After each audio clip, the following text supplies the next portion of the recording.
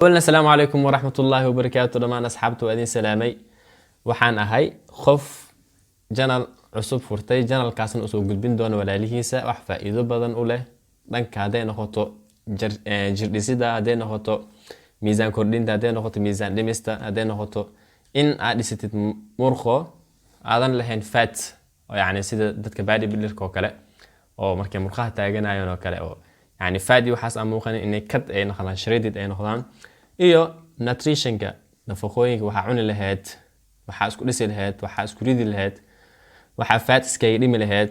iyo lifestyle-ka grooming hadii noqoto yani wedding marka aadaysid xafladaha oo kale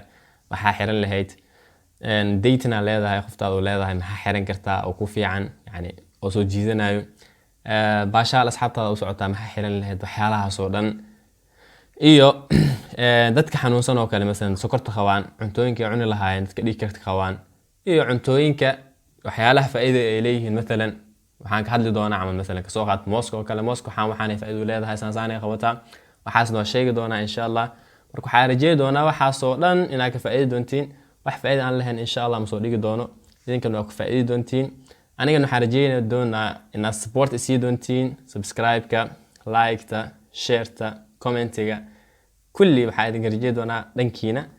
هذا والسلام عليكم ورحمة الله